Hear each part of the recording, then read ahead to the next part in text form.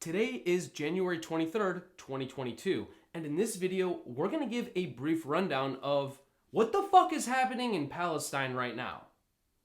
On January 5th, an 80-year-old Palestinian-American man, Omar Abdelmajid Asad, is driving his car in the village of Jiljaliyeh, which is about halfway between Ramallah and Nablus, and the Israeli military pulls him over, drags him out of his car, ties his hands with a zip tie, puts a cloth over his head.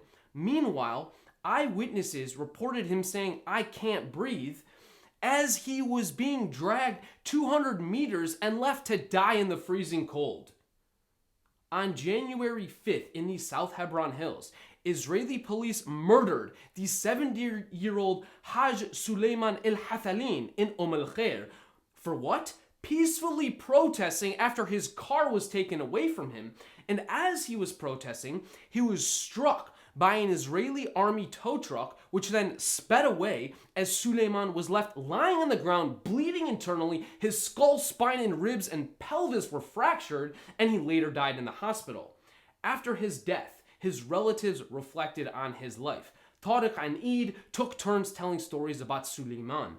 Eid said, "My father told me not to worry. If soldiers are coming, don't worry. If they demolish your home, don't worry. What can they do? We have nothing to lose. What can we lose?" On January 10th, the JNF goes on a tree planting campaign in the Negev. This is part of Israel's attempt to force the indigenous inhabitants, the Bedouins, out of their grazing lands and evict them from their homes. We're talking about 100,000 Bedouin living in these unrecognized villages. They're the indigenous inhabitants of the land, and of course they protest as a result, and the Israeli police brutally cracked down.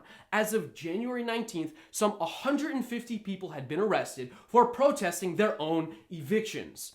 On January 19th, the Israeli police demolished the Salahiyah home in Sheikh Jarrah in the middle of the night. Ladies and gentlemen, ask yourself this: what kind of actor in society carries out their acts in the middle of the night? Criminals. 2 days later, on January 21st, in the South Hebron Hills, Israeli settlers, Jews, beat Israeli activists, burned their car near Burin. Multiple people were bloodied and wounded, no arrests. 2 days later, on January 23rd, near Salfit, Jews slashed the tires of Palestinian-owned vehicles and spray-painted racist anti-Arab slogans in the village of Qira to the north of Salafit.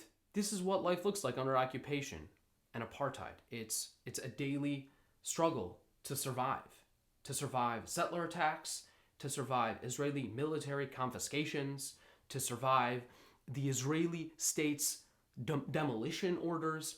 It's just to survive. That's what life is about if you're a Palestinian in the West Bank, in Jerusalem, in Israel proper. It doesn't matter. What we have witnessed in the past 4 weeks is a textbook illustration of what both B'Tselem and the Human Rights Watch calls Israeli apartheid. That is to say, it is an entire system with a single prime minister and a single parliament and a single set of elected officials with a single set of political parties that control all the land between the river and the sea. That is Israel proper, that is Jerusalem, and that's the West Bank, and that's Gaza.